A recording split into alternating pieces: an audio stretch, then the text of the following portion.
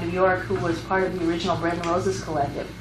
And we were talking about how this generation, who are students now, women, didn't know about the origins of the women's movement and how we really should get that history recorded before we got unable to remember or it's too late.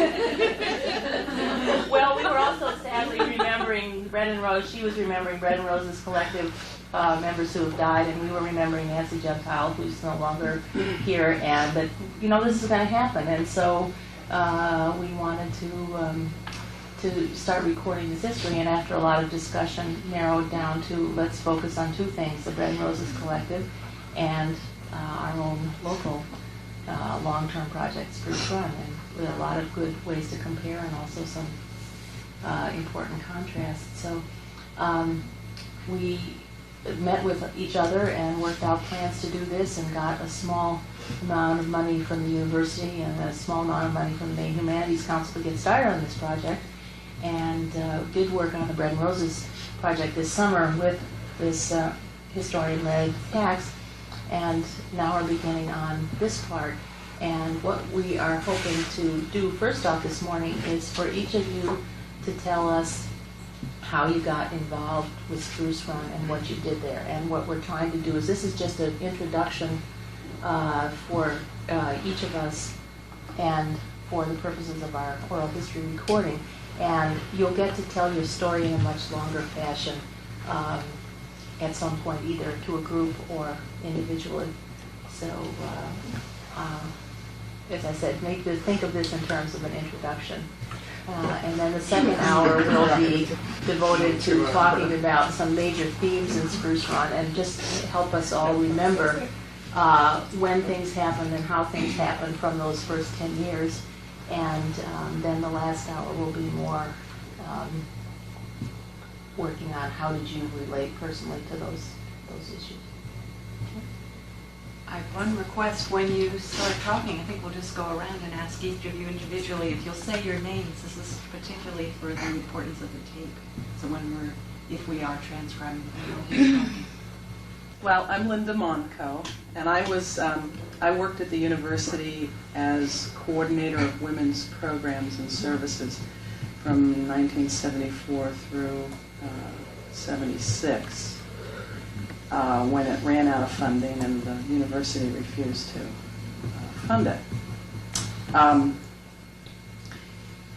I got involved with Spruce Run in the capacity of the women's programs and services position because a lot of what we were doing at the university was not only working with women's students but also, with programs in the community.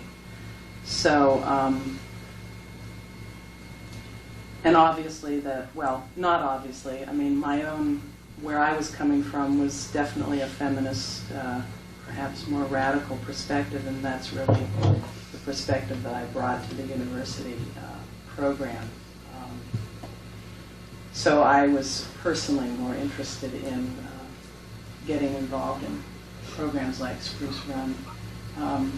I had a history of having been battered myself, so I had, some personal relationship to the issues. Myself and Diane Elsie and other women students founded the Bangor Rape Crisis Center in 1975, and then sort of on the heels of that, then we got involved with Spruce Run I got involved with Spruce Run in terms of doing the first training for volunteers in crisis counseling. And as you're talking, I'm beginning to realize why it took so long. It was because what Kay was saying about, starting out with wanting to solve women's problems and wanting to do everything for women. And of course, where I was coming from with the crisis intervention training was reflective feedback and, active listening and, helping people toward finding their own solutions and taking their own action. And I do recall that those role plays were just like wild, because everyone was oriented towards solving the problem and giving advice, and I'd say, no, wait a minute, now what is the feeling that you're hearing there? Well, it sounds like she needs to leave this guy. She needs a place to stay. Well, as you're talking, now I work with the Women's Business Development Corporation, and what you're talking about, I mean, the early people that were involved in Spruce Run basically were very entrepreneurial types. Yes. And when you're that type of person, you see a problem, you fix it. You say, all right, what are we going to do? And that's what we did. I mean, we said, all right, this exists. Now, what are we going to do? And we. And we're not exactly the reflective, right, listening types. Well, I also think now, in reflecting back, and now that we've got the Myers-Briggs stuff to look at, I think that probably everybody involved in Spruce Run initially was an F. Very values, principle oriented, and so it was perhaps more difficult to get that distance.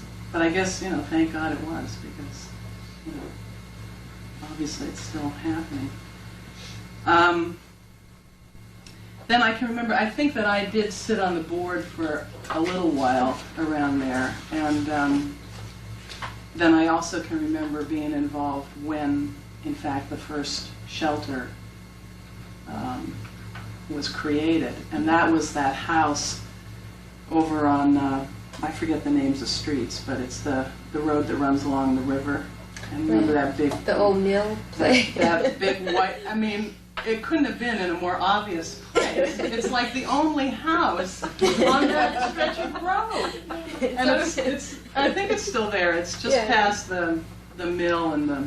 Where the dam is, down by the hospital. Yeah, just past the hospital. And it's deserted.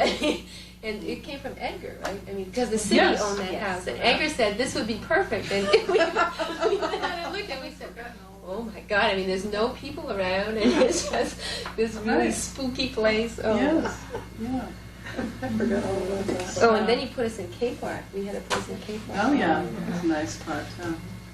But anyhow, I can remember that. And you had a yard sale at your house. I remember that. Really? Yes. Yes. Well, when I saw you, I remembered a leather coat. Right. Yes, my husband has never forgotten that. Why did you get rid of that leather coat as though it would fit him? I had tried to make that fit me for years. I didn't want to throw it away. Well, maybe next year it'll fit. I think I finally did let it go. That's it.